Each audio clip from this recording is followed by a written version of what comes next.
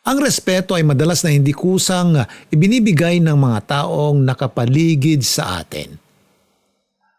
Ang sabi nga nila, kumilos at umasal tayo ng tama para irespeto tayo ng iba. Ikaw, ano ang pinakamalaking pagkakamali na nagawa mo sa buhay mo?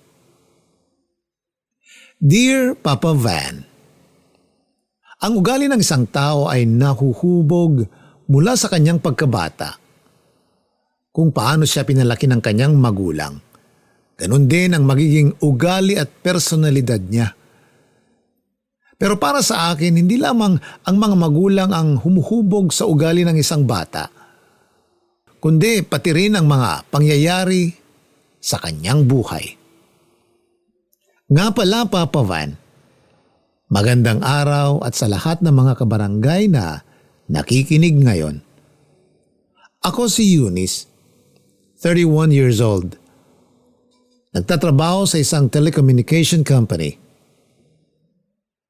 Matagal nyo na rin akong tagapakinig dahil palaging nakaka-inspire at may aral na nakukuha ang mga sulat na inyong binabasa. At sana, kagaya ng sulat na pinadala sa inyo ng mga kabarangay natin, ay makapag-iwan din ng aral itong kwento ng buhay ko. Solong anak lang ako ng mama at papa ko kaya lumaki talaga ako na puno ng pagmamahal mula sa kanila. Palagi kaming kumpleto kapag may family activity sa school. Palagi kaming lumalabas na 3 kapag weekend o may special na araw na dapat i-celebrate at palagi akong masaya basta kasama ko sina mama at papa. Pero ang hindi ko alam, Papa Van, may limitasyon pala ang sayang nararanasan ko noon. Nasa grade 4 ako nang mapansin ko ang madalas na pag-aaway ng mga magulang ko. Pera, oras, at babae ang naririnig kong madalas nilang pagtalunan noon. Hanggang isang araw, bigla na lang hindi umuwi si Papa sa bahay namin. Ang alam ko, sumama na siya sa ibang babae. Sobrang nalungkot at nasaktan talaga ako. Pero palaging sinasabi ni Mama na kaya namin na kaming dalawa lang ang magkasama. Na hindi niya ako pababayaan at ipaparamdam niya sa akin ang lahat ng pagmamahal na kailangan ko sa buhay ko. Maayos naman ang lahat sa umpisa. Pero hindi nagtagal, napansin ko na naging malungkutin si Mama. Hanggang sa magkaroon na siya ng malubhang karamdaman sa dugo. At bago ako makapagtapos ng grade 6, tuluyan na niya akong iniwan dahil binawian na siya ng buhay. Pinagpasapasahan ng mga kamag-anak ko ang pag-aalaga at pagpapaaral sa akin. May iba sa kanila na mabait, pero may iba rin na hindi maayos ang pakikitungo sa akin. At dahil wala akong choice, pinakisamahan ko na lang sila kahit mahirap. Nasa college na ako nang makarating sa akin ang balita na may stage 4 colon cancer ang papa ko. Pinapahanap niya raw ako dahil gusto niya akong makita para makahingi siya ng tawad sa akin. Pero hindi ko siya pinuntahan kahit alam ko kung nasaan siya. Dahil para sa akin, mula nang mamatay si Mama, ay ulila na ako ng lubusan. Hanggang sa malaman ko na lang na namatay na rin si Papa. Hindi pa rin ako pumunta sa burol niya. At hindi ako sumilip sa araw ng libing niya. Inisip ko na lang na dapat na mas maging matatag akong tao dahil wala na si Papa. At nadala ko ang pagiging matatag na yon hanggang sa nagtatrabaho na ako. Mag-isa na ako sa buhay noon. Walang guardian o kamag-anak na kasama sa bahay kaya wala na ring nakikialam sa akin pagdating sa buhay ko. 25 years old ako nung naging boyfriend ko si JD. 47 years old naman siya. Halos kaedad na rin talaga ng mga magulang ko ang boyfriend ko. At pamilyadong tao siya. Oo, isa akong kabit, Papa Van. Kasal ito sa asawa at ang alam ko ay may 2 anak sila. Nangako siya sa akin na gagawa siya ng paraan para hiwalayan ang kanyang asawa. Para kami na raw ang magsama. Bilang kabit, pabor yun sa akin kaya lalo ko siyang nagustuhan. Hindi si JD ang first boyfriend ko na mas maedad sa akin at pamilyado na. Siguro pang-4 o pang-5 beses na rin akong naging kabit noon. Pero correction lang para sa mga nag-iisip na pineperahan ko lang si JD o ang iba ko pang nakarelasyon na kaedaran niya. Hindi ako ganon dahil may maayos akong trabaho at malaki naman din ang kinikita kong pera para sa sarili ko. Hindi rin ako naghahanap ng kalinga ng isang ama. Trip ko lang talagang makipagrelasyon sa mga lalaking pamilyado na. Kapag may nanligaw sa akin o nagparamdam ng pagkagusto na isang lalaking maedad at pamilyado na, malaki ang chance na sagutin ko siya. Kagaya na lamang ni JD na nakilala ko noon sa isang bar. Kilapitan niya ako. Nakipagkilala siya sa akin. At nang gabing din yun ay may nangyari sa aming dalawa. At nang malaman ko nga na pamilyado siyang tao, mas naging malapit pa ako sa kanya hanggang sa opisyal na kaming magkaroon ng bawal na relasyon. Lumaki ako na walang tatay at sira ang pamilya. Kaya naniniwala ako noon na hindi lahat ng tao ay deserve na maging masaya kasama ang mga magulang nila. Isang hapon habang naglalakad ako papuntang sakayan, hindi ko inaasahan ang pag-abang sa akin ng isang babae na halos kaedad ko lang. Nang makumpirma niya na ako nga ang inaantay niya, ay walang kung ano-anong sinampal niya ako sa aking mukha. Walang yakang babae ka? Bakit mo ako sinampal? Sino ka ba ha? Gulat at galit kong tanong. Para yan sa mami ko. At ito naman, para sa pagsira mo sa pamilya namin. Saad pa niya at muling sampal sa mukha ko. Nakakadalawa ka na ha? Akala mo hindi kita papatulan porque mas bata ka sa akin?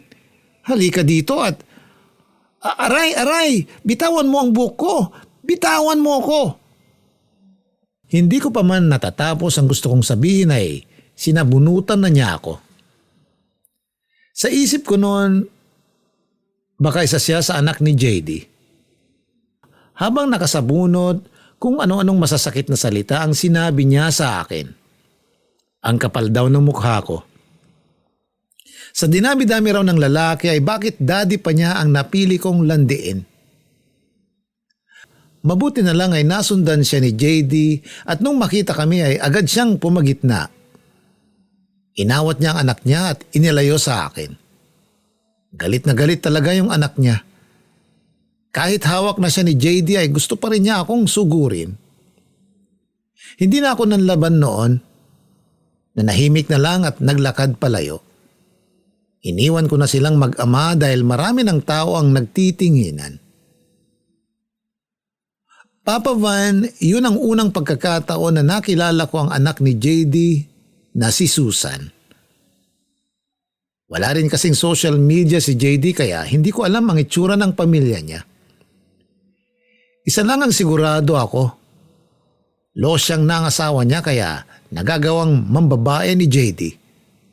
At hindi ko nakasalanan kung magustuhan ako ng mga kagaya ni JD na may losyang na asawa. Yun naman talaga ang totoo, di ba? Hindi maghahanap ng ibang babae ang asawang lalaki, kundi napabayaan ng babae ang sarili niya.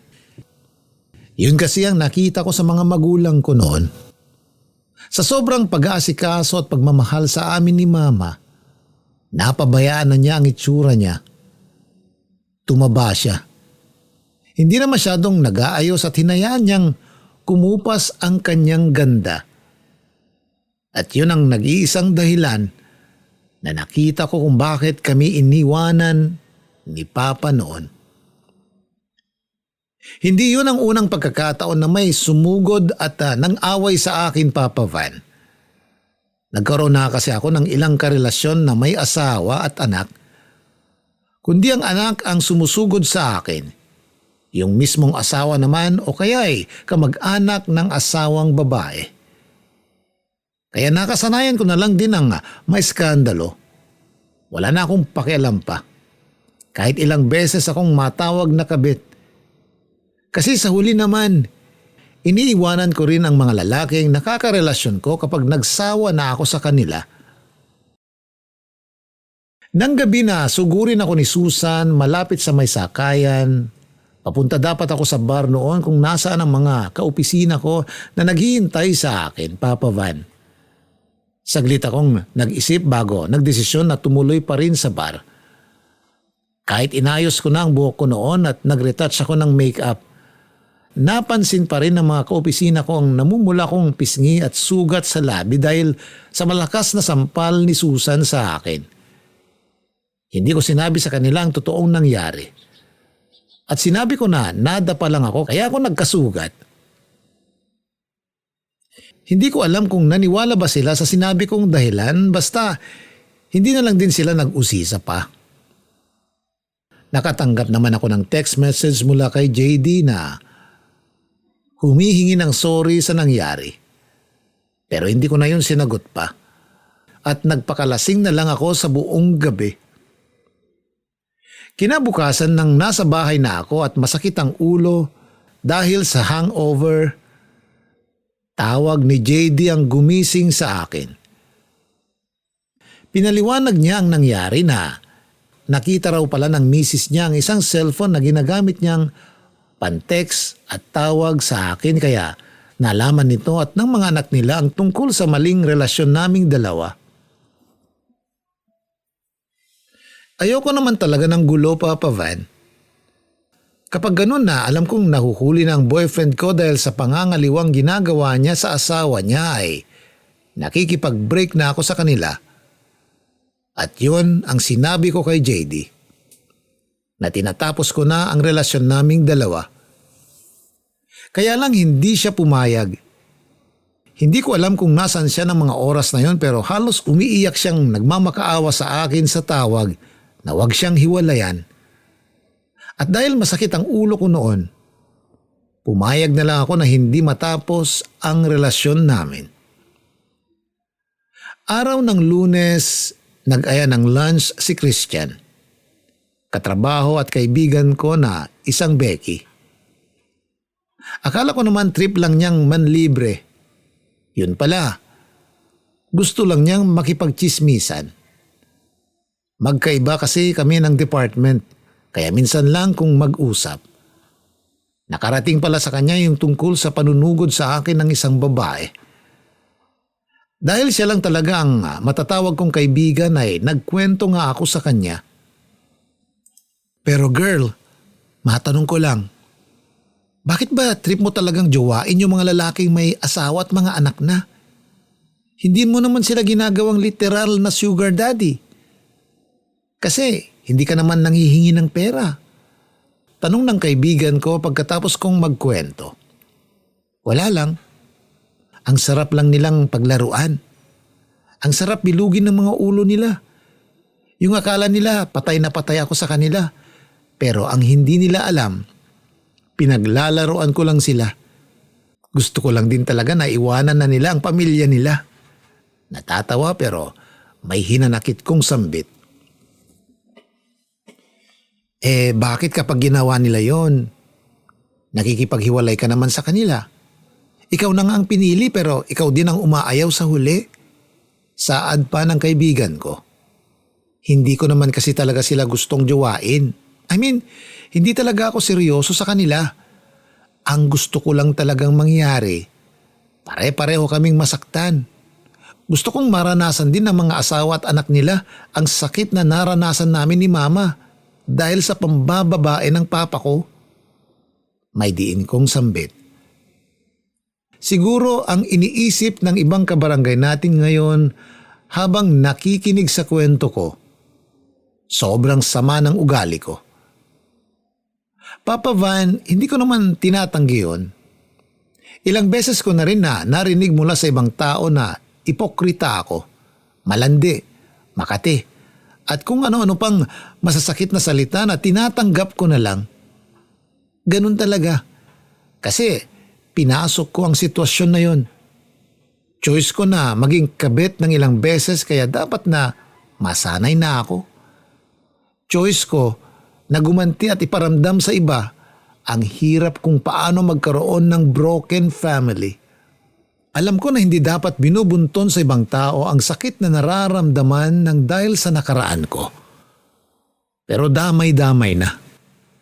Nawasak ang pamilya namin noon dahil sa pambababae ni Papa. Kaya gusto kong maging dahilan din ako para mawasak ang pamilya ng ibang tao.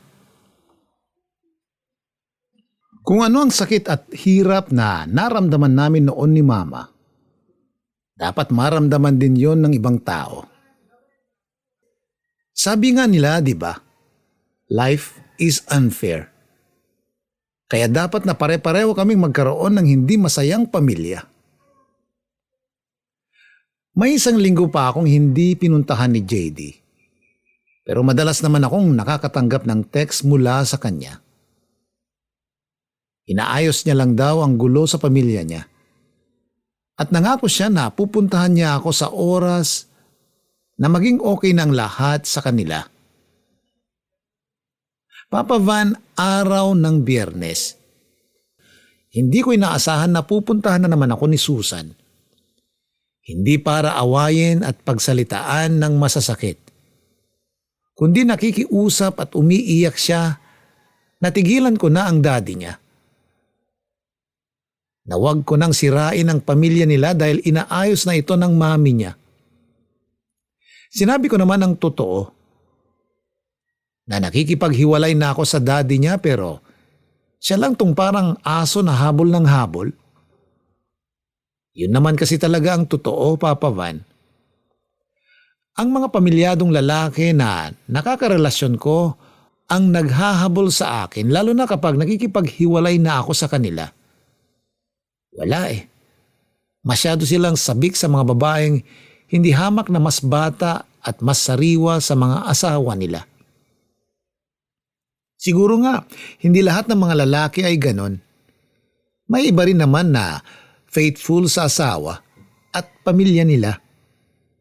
Pero yung mga nakikilala ko kasi na nagiging boyfriend ko, lahat sila ay marupok at walang respeto sa mga asawa at pamilya nila. Kagaya na lang ng papa ko at ni JD. Kaya bagay lang sa kanila ang masira ang buhay kasama ang mga pamilya nila. Muli pang nakiusap si Susan sa akin noon, Papa Van. Umiiyak siya na halos lumuhod na sa harapan ko habang sinasabi niya na hiwalayan ko na raw si JD. Pero naging matigas ako. At sinabi ko na si JD ang kausapin niya kung gusto niya pa talaga na mabuo ang pamilya nila. Ang naisip ko noon na kay JD na lang talaga ang desisyon kung magiging buo pa ba sila.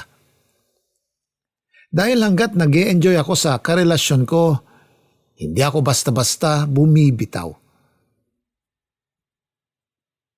Papa Van, nakakaramdam din naman ako ng awa lalo na kapag nakikiusap na sa akin ang pamilya ng lalaking karelasyon ko. Hindi naman ako manhid para hindi makaramdam ng awa sa tuwing magmamakaawa sila na lubayan ko na ang pamilya nila. Pero sa tuwing nararamdaman ko yun ay naaalala kong nangyari sa amin ni Mama at yung pang-iwan sa amin ni Papa para sa ibang babae. Kung paanong hindi naawa sa amin ang naging babae ng Papa ko. Kung paano ako naging kaawa-awa ng maging ulila na ako at pagpasapasahan ng mga kamag-anak ko. Kaya naman, mas nanaig sa puso ko noon ang galit at pinagpatuloy ko na lamang ang ginagawa kong pakikipagrelasyon sa mga lalaking pamilyado na. Si JD ang pinakamatagal kong nakarelasyon na lalaking pamilyado, Papa Van. Hindi ko man siya totoong minahal. Siya naman ang pinakanaging espesyal sa lahat. Pero dumating din talaga ako sa point na nagsasawa na ako sa karelasyon ko. Hanggang isang araw, muling nakipagkita sa akin si JD. Gumawa na ako noon ng isang malaking desisyon.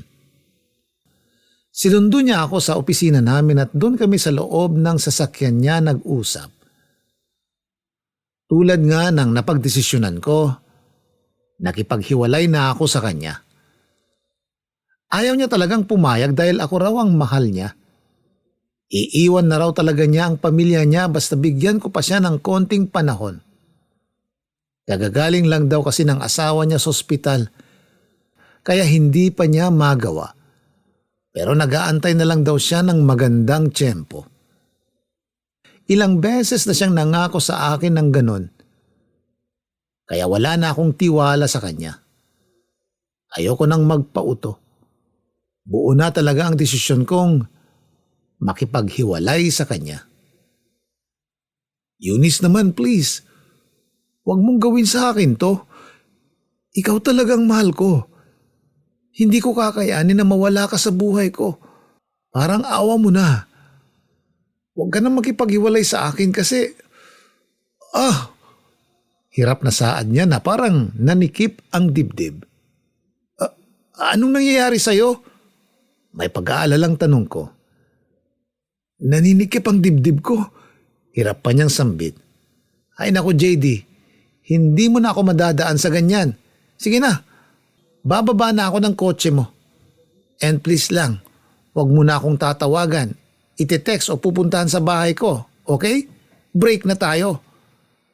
Pagkasabi ko ay bumaba na ako ng kotse niya at tuluyan na siyang iniwan. Mana nga rin siguro si Susan kay JD kasi hindi niya rin kaagad ako tinigilan, Papa Van. Palagi pa rin akong tinetext at tinatawagan ni JD. At may isang gabi pa noon na umiiyak siyang pumunta sa place ko para makipagbalikan sa akin. Sinabi niya na iniwanan niya na raw ang pamilya niya para sa akin. Kaya sana raw ay bumalik na ako sa kanya. Kaya lang, buo na ang desisyon ko noon na hindi na makipagbalikan sa kanya. Siguro naawa na lang din ako kay Susan kaya umayaw na ako sa relasyon namin ni JD. Ilang linggo pa siyang nanuyo sa akin, pero matigas na hindi pa rin ang sagot na binibigay ko sa kanya. Pinakiusapan ko pa nga siya na bumalik na lang sa pamilya niya. Hanggang sa hindi na nga ulit siya nagparamdam sa akin. Pinagpasalamat ko yun dahil sigurado ako na kagaya ng ibang nakarelasyon kong pamilyadong lalaki, bumalik na rin siya sa pamilya niya. May isang taon din akong nagbuhay single noon. Ewan ko ba? Iba rin kasi ang impact sa akin ng naging relasyon namin ni JD. Kahit hindi ko nga siya ganong minahal, may espesyal na parte naman siya sa puso ko. Medyo nasaktan din naman ako sa hindi namin pagbabalikan. Pero inisip ko na lang na mabuti na yun kasi naayos na niyang muli ang buhay niya. Araw ng Biyernes, araw na lasing na naman kami ng kaibigan kong si Christian. Yun talaga kasi yung araw ng gimmick naming dalawa. At nung pareho na kaming lasing, ay nag-aya na siyang umuwi. Ayoko pa sanang umuwi kasi wala naman akong madadatnan sa bahay at wala namang maghahanap sa akin kaso mapilit talaga ang kaibigan ko hanggang sa hinila na niya ako palabas ng bar. Siya na raw ang bahalang mag-book sa akin ng masasakyan. Sa hindi ko inaasahan, nang nasa tapat na kami ng pinto ng bar ay may nakabunggo akong lalaki. Dahil lasing at pagewang-gewang na ay natumba ako. Agad naman akong inalalayan nung lalaki para itayo at agad naman siyang humingi ng tawad. Naku Eunice, hindi ka palasing yan? Pero muntik ka na makipagpalitan ng mukha dyan sa semento. Sita sa akin ng kaibigan ko. Eto kasing lalaking to ang bobo. Ang laki-laki ng daan pero binangga ako. Bulag ka ba? Inis naman na baling ko sa lalaking nakabunggo ko. Pasensya ka na talaga, miss. Sinubukan kitang iwasan kaya lang gumewang-gewang ka sa paglalakad mo Pagrarason naman nung lalaki. Kita mo na girl, sinisi mo pa sa ibang tao yung kalasingan mo. Iling namang sambit ng kaibigan ko. Kahit lasing na ako noon ay hindi ko may kakaila na pogi yung lalaking nakabunggo ko. Bagya akong nagilty dahil mukhang kasalanan ko nga kaya humakbang na kami palayo ng kaibigan ko. Ang hindi ko lang inaasahan ay nang habulin niya kami at tinatanong ang pangalan ko. Sinabi ko naman ang totoo at siya rin ang nagpakilala. Siya si Ronnie at mukhang kaidaran ko lang. Ilang minutong lumipas, napansin natin niyang wala kaming masakyan kaya lumapit siya sa amin at nagkusa siyang alukin kami para ihatid. Lasing na raw kami pareho ng kaibigan ko at baka kung ano pang mangyari sa amin. May kotse ka ba? Hindi ko na napigil ang tanong ko dahil na rin sa kalasingan. Oo, meron. Sagot naman niya. Good. Saan ka nakapark? Tara. Puntahan na natin ang kotse mo. Hatid mo na tong kaibigan ko kasi mas malapit lang naman siya dito. Tapos diretso na tayo sa place ko. Game? Lasing pa ring saad ko. Siyempre kaagad na oo ang sagot ni Ronnie sa tanong ko sa kanya, Papa Van. Sumakay kami ni Christian sa kotse niya at nung unay sinasaway pa ako ng kaibigan ko sa mga pinagsasabi ko. Binubulungan niya ako na baka raw masamang tao si Ronnie. Baka raw magnanakaw ito o kaya drug addict. Pero hindi lang halata. Pero hindi ko yun pinansin dahil iba ang dating sa akin ni Ronnie. Kinulit pa ako ni Christian na doon na lang daw ako sa kanila matulog. Kasi alam niya na patutuloyin ko si Ronnie sa place ko. Lasing pa raw ako at baka kung ano raw ang gawin sa akin ni Ronnie. Tinawanan ko lang siya at pinababa ko ng kotse nung nandun na kami sa tapat ng bahay niya. Hindi ko na rin pinansin pa ang ibang sinabi niya pero narinig ko ang bilin niya na mag-text at tumawag raw ako sa kanya kapag nakauwi na ako. Papa Van, mukha namang mabait na medyo bad boy si Ronnie. Ang weird ng description ko, di ba? Pero yun talaga ang tingin ko sa kanya. Matangkad siya, matipuno ang kanyang pangangatawan, at maputi ang balat niya. Tapos palagi pang nangungusap ang mga mata niya, lalo na nang kaming dalawa na lang ang nasa loob ng kotse niya. Papa Van, hindi ako masyadong attracted sa mga kaedaran kong lalaki. Para sa akin kasi, ay immature silang mag-isip at kumilos. Ayoko pa naman na ako ang nagdadala sa relasyon, kaya iniiwasan ko talagang makipag-date sa kaedaran ko. Pero nang gabi na yon, nakuha kaagad ni Ronnie ang atensyon ko lalo na nang pumasok na kami sa place ko at may nangyari na nga sa aming dalawa. Iba ang galaw at hawak niya sa iba't ibang parte ng katawan ko. May higpit pero may sarap na init na hatid. Sobrang taas din ang energy niya pagdating sa pakikipag-romansa pero syempre hindi ako nagpatalo. Kahit lasing at nahihilo, ginalingan ko pa rin ang bawat galaw ko para lang masabayan ko siya. At sa ilang taon na nakipagrelasyon ako sa iba't ibang lalaki, masasabi ko na pagdating sa kama, si Ronnie ang pinakamagaling na nakasama ko. Kinabukasan, nagising na lang ako sa amoy ng ginisang bawang mula sa kusina ng place ko. At nang lumabas na ako ng kwarto ko, Papa Van, Naabutan ko si Ronnie na nagluluto ng almusal na para sa aming dalawa. Sinangag, corned beef, fried hotdog, pandesal at mainit na kape ang nakahain sa lamesa. Mga simpleng pagkain pero may hatid na kilig para sa akin. Naging mabilis ang mga sumunod na pangyayari sa pagitan namin ni Ronnie. Madalas kaming magkasama, nagde-date at palagi ring may nangyayari sa aming dalawa. Ayos lang naman sa akin ang ganong setup, Papa Van. No commitments, no expectations, no regrets. Hindi nagtagal, umamin na sa akin si Ronnie. Nasa isang mamahaling restaurant kami nung gabing yon. Mahal na raw niya ako. Hindi ako nakapagsalita sa sinabi niyang yon. Yun kasi ang unang pagkakataon na nabanggit niya ang katagang, mahal kita. Ayoko rin sanang pag-usapan ng ganung bagay dahil hindi ko alam ang isasagot ko.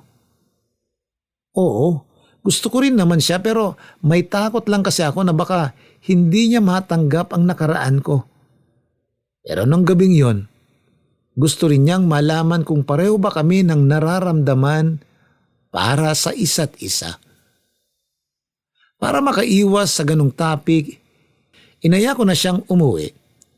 Nagdahilan na lang ako na lumalalim na ang gabi kaya kailangan na naming umuwi. Kaso hindi siya pumayag. Wala raw aalis hanggat hindi ko siya sinasagot.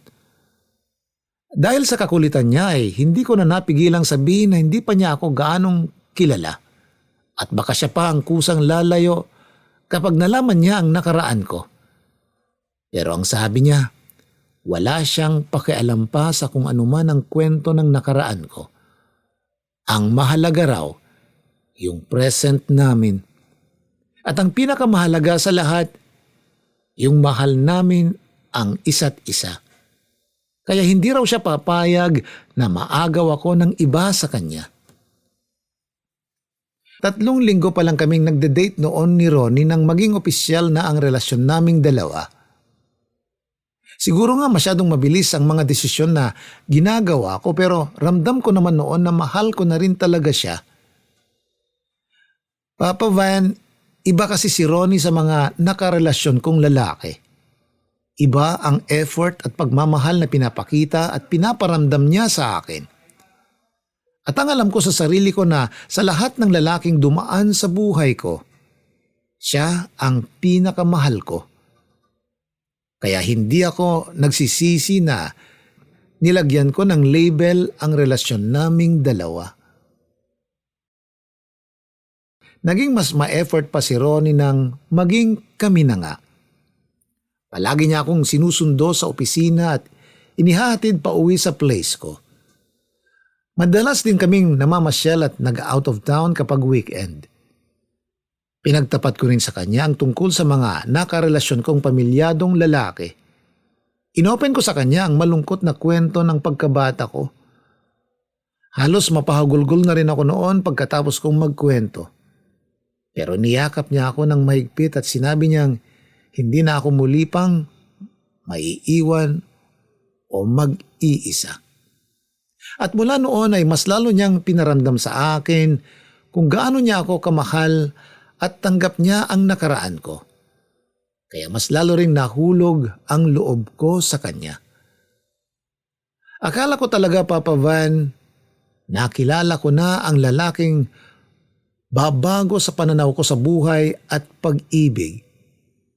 Pero nagkamali pala ako. 3 buwan na kaming magkarelasyon noon nang bigla na lang siyang nanlamig sa akin. Hindi na niya ako masyado tinetext, tinatawagan, sinusundo sa opisina o pinupuntahan sa place ko. Paminsan-minsan ay nakakatanggap pa rin naman ako ng text mula sa kanya. Pero para lang sabihin na busy siya sa trabaho. Hanggang isang araw na nasa bahay lang ako. Tinext ako ni Christian na nakita niya raw si Ronnie sa isang restaurant na parang may kasamang ibang babae. Hindi lang daw nakita masyado ni Christian ang mukha ng babae kasi nakasakay na siya ng kotse. Hindi na ako nagdalawang isip na puntahan ang restaurant na yon dahil malapit lang din yun sa place ko. At sakto namang papasok pa lang ng kotse niya si Ronnie nang makarating ako sa restaurant na yon, Papa Van. Sinalubong niya ako at tinanong kung ano raw ang ginagawa ko ron, pero kaagad ko siyang kinumpronta kung sino ang babaeng nasa loob ng kotse niya. Nagulat ako at nagtaka nang makita ko kung sino yung babaeng kasama niya. Si Susan, ang bunsong anak ni JD.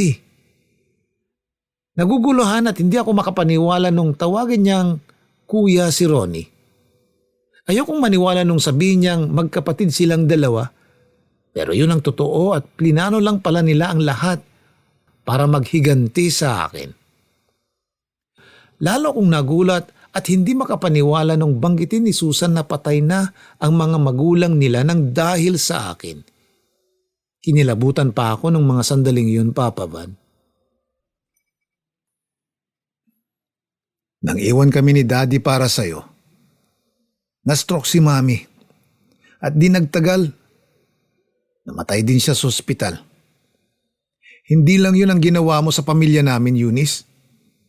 Dahil sa araw ng libing ni Mami, dun lang dumating si Daddy. At siya naman ang namatay ng ma-heart attack siya. Ang galing, di ba? Ang galing ng plano mo para masira ang pamilya namin.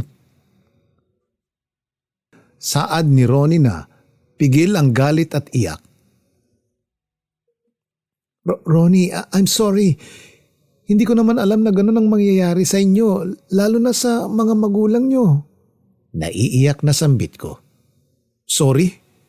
Sorry lang? Sa tingin mo ba may babalik ng sorry mo na yan ang masayang pamilya namin? Okay naman kami, Eunice.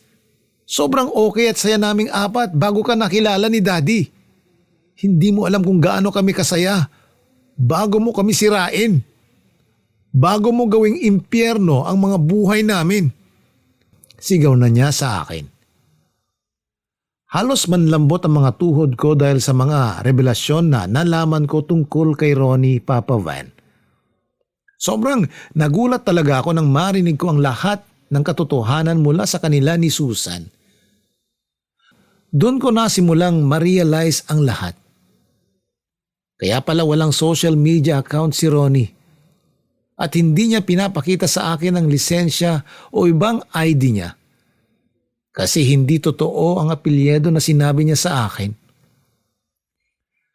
At plinano lang nila ni Susan ang lahat ng yon para lang makaganti sila sa akin. Aaminin ko na rin na nasaktan din ako nang malaman ko na wala na pala si JD.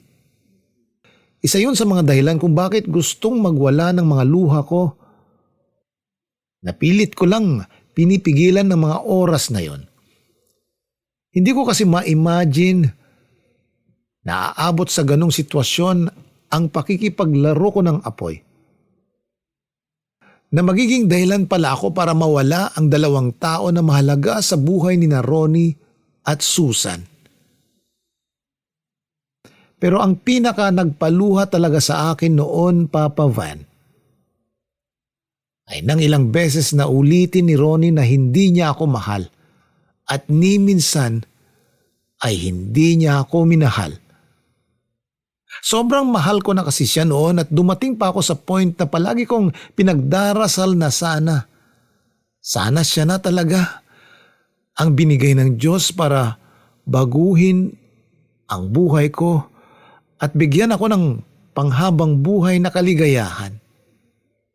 Kaya lang siguro hindi talaga ako malakas sa Diyos dahil na rin sa mga kasalanang nagawa ko sa buhay ko. At sa buhay ng ibang tao. Pinakilala lang niya talaga sa akin si Ronnie para iparealize sa akin ang epekto ng pakikipaglaro na ginagawa ko. At hindi talaga kami ang para sa isa't isa. Kaya naman nang umalis na sila ni Susan sa harap ko, ay hindi ko na sila hinabol pa. Alam ko rin kasi na wala nang dahilan para maghabol pa ako sa kanya. Pinilit kong mag-move on kahit napakahirap, Papa Van. Hanggang sa lumipas ang ilang linggo. Nalaman ko na lang na mahigit 1 buwan na pala akong nagdadalang tao. Nang malaman ko yun ay mag-isa akong humagulgol sa loob ng bahay ko. Naghahalo-halo na kasi ang nararamdaman ko noon at hindi ko na alam kung ano pa ba ang dapat na mangibabaw sa dibdib ko. Ang hindi ko rin alam kung ano ang dapat kong gawin sa buhay ko. Mag-isa na lang ako sa buhay. Walang partner o kamag-anak na pwedeng asahan. Wala na akong mga magulang na pwedeng tumulong at gumabay sa akin. Kaya paano ko mapapalaki ng maayos ang magiging anak ko?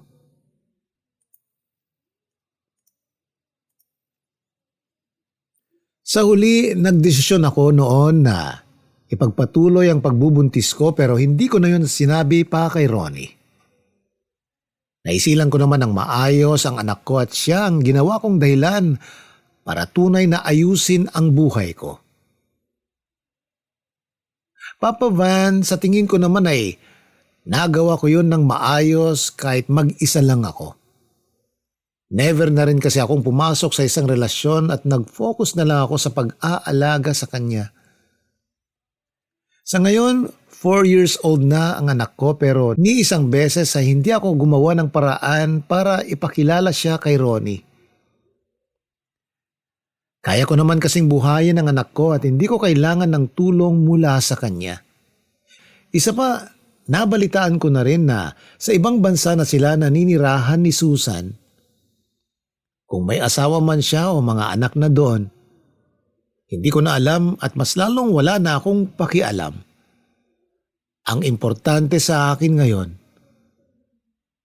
may paramdam ko sa nag-iisang anak ko ang buong pagmamahal kahit ako lang ang kasama niya.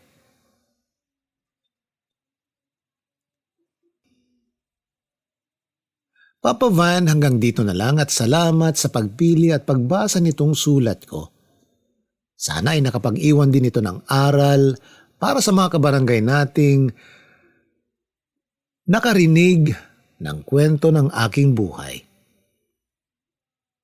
Ang inyong forever kapuso at kabarangay, Eunice.